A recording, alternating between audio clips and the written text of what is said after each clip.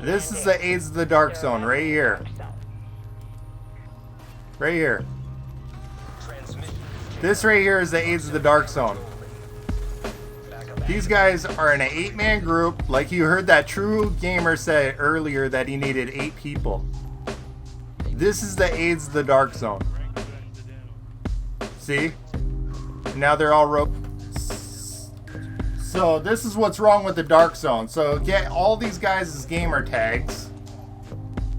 And if any of them are your friends, then call them a queer for me, because this shit is ridiculous. So we got Devil's Warlord. We have a True Gamer. That's a guy that said that he needed a double team. We got Tango Boom, Native Icon.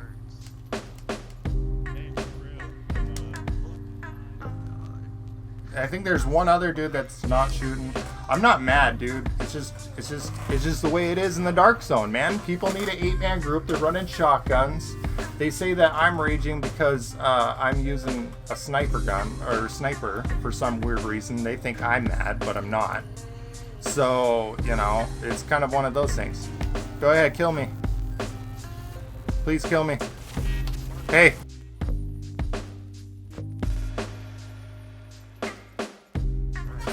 So it looks like you guys only see 6 there, but there is 8. Anyways, here's my intro, because you know this shit ain't done. But anyways, we're going to be talking a little bit about the Division today.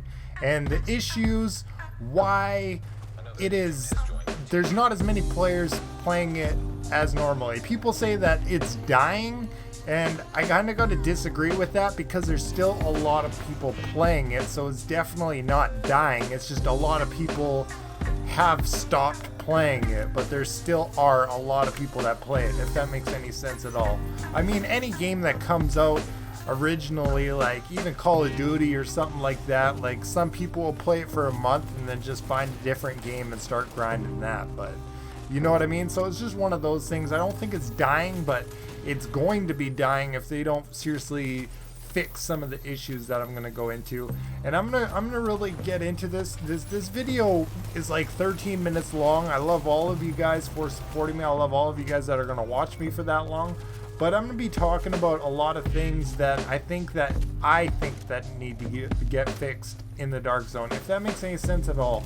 I mean, if they want the Dark Zone to be better, then they're really going to have to take my thoughts into consideration, same with everybody else's thoughts. Now, I've watched some videos on, you know, the Division dying before, and I disagree with a lot of things, and, you know, it's just one of those things. So anyways, first thing is the double teams. Now, if you got to run in the double team or with a 12-man group, you're a bitch, and I mean that, seriously. Why do you guys got to run around with 8 people to either shit on 1 or 2 or 3 other people, or just grind the Dark Zone in general? Are you guys seriously that weak that you guys have to do that? Because honestly, when I see it, it's like, oh my god, what is wrong with you? You know what I mean? So the developers really need to come up with something, either some kind of coding or something like that, when there's either, you know, when there's 8 people in the same spot together that aren't shooting each other. You know, of course there's chit-chatting and stuff like that, but when it comes to rogues, for example, if there's 2 different rogues together, if the game could somehow get around to seeing that, okay, these rogues aren't shooting each other, but they're in the same facility as each other. You know what I mean? And they're like, you know, on top of each other, etc. So the game should automatically just drop a nuke on them and just drop all of them and take all their guns that they have now. I mean, that's my personal opinion. I know I'm probably wrong, but you know what I mean? Like, they need to do something. Another thing that comes when it comes to rogues is when it comes to 4v4, you know, the first team goes rogue. You know what I mean? Or whatever, whoever's rogue. Let's say you kill one of those rogues, and then all of a sudden you're stuck fighting, or let's say you kill 2 of those rogues, so you're stuck killing, you know, the other 2 rogues, but you don't kill them in enough time, so those other 2 rogues that were rogue come out of the checkpoint and end up catching up with their team, and they ended up doing circles around the rogue. So if you hit one of them, you're accidentally rogue. You know what I mean? Even though they were already rogue before, they're gonna go rogue again.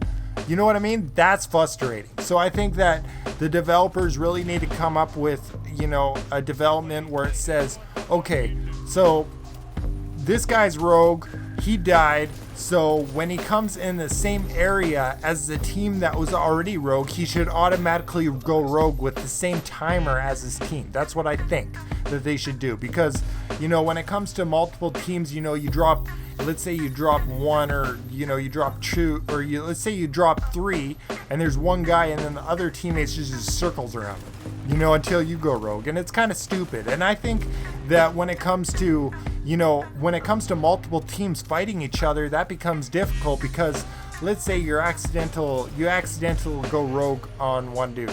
You know what I mean? You got a 19-second timer. If you die, you lose 8,000 XP. Which is, or 9,000 XP, whatever it is. That is a big chunk for only accidental rogue.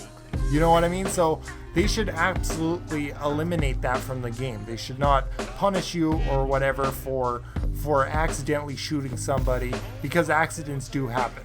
But then again, it's going to become difficult when it's a 4-on-4 and whoever shoots first goes rogue. But if they don't go rogue, that's going to become a big issue, because you can't really wait till one of your teammates drop before they end up going rogue. You know what I mean? So that's something else that they need to fix on. Another thing is the shotguns. Now the shotguns is the big thing. A lot of people say that the shotgun sentry needs to be fixed. Yes, I agree. And it's in videos before this, not only just me saying it, it's tons of other people. But when it comes to just shotguns and sentry, it's not just that. You know what I mean? It's going to be shotguns, sentries, shotguns, and strikers is OP as well. Shotguns and Alpha Bridge is ridiculous as well. So it's just the shotguns in general. They've really made a comeback. They've really made the only gun that you can possibly run nowadays in the dark zone almost, after they added that 20% extra damage. But it seems even more ridiculous than that. So I think that they really need to nerf the shotguns in general. It should not be a one hit or two hit or quitter. It should not be like that. People rage because I use Deadeye. Can you guys believe that? It takes me like 6 shots to drop somebody, and they're running a gun that can kill me in 1 or 2 hits. You know what I mean? So that makes no sense at all. Deadeye does not need to be fixed. Deadeye is not OP. If you guys do not believe it, run it, because I honestly, it's not OP. It's definitely not OP. It is strong, but it's not OP. When it comes to submachine guns, they can drop you in just the same amount of time as Deadeye. So that is not OP. It's the shotguns. The sticky bombs are actually making a comeback. I've been dropped by sticky bombs quite a bit. It does make me switch to my Alpha Bridge Lone Star build or whatever it is, and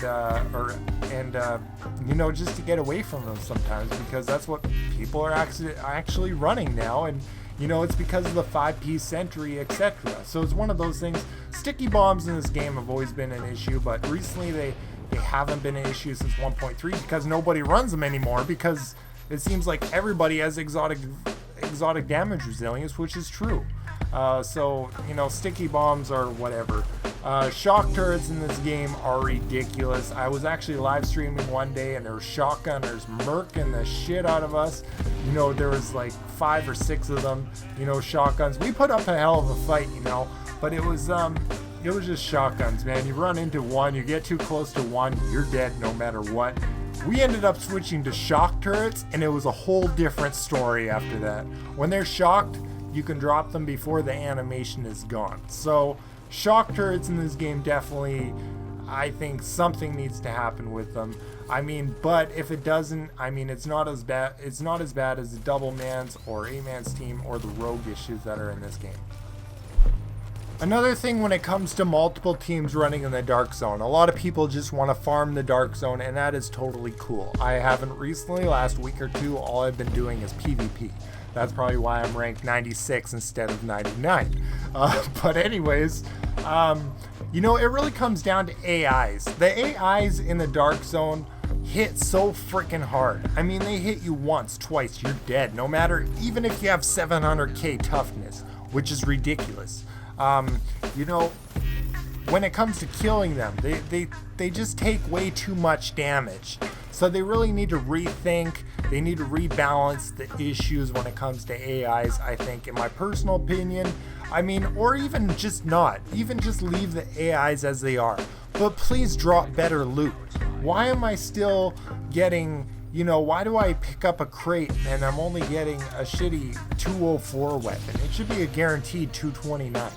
And I think that every boss should give us a you know, well, why not give us a high end? Why not? Screw it.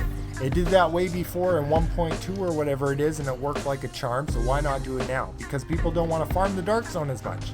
People are stuck doing underground, you know, doing other missions and stuff like that, which is totally fine. I enjoy the underground myself, but when it comes to the Dark Zone, it's just a whole different experience altogether. When it comes to rogues and XP and etc., they really need to think that a balancing issue, because it seems like, you know, you kill so many people and then you get killed once and the other team, of course, is laughing, but you should give us rogues a reason to laugh back. If you guys want to know what I mean is, let's say I killed 10 people in the Dark Zone and then I die. Okay, so I killed 10 people, I died once. Okay, I should still get a percent of XP back.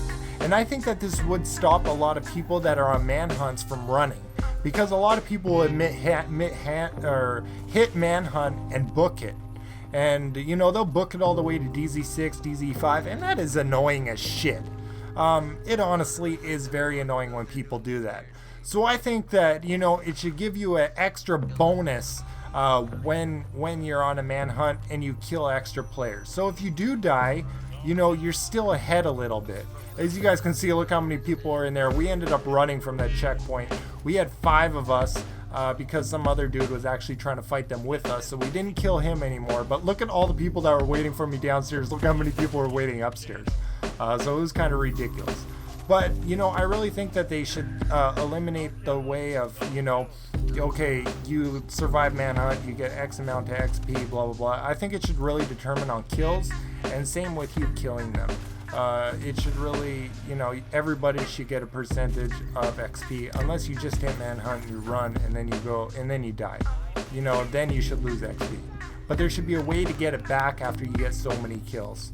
I mean, that's my personal opinion. Please tell me your guys' opinion in the comments. Please tell me what you guys think is wrong with the Dark Zone, and I will be tweeting this to them, and hopefully they watch it. Anyways, till next time, peace.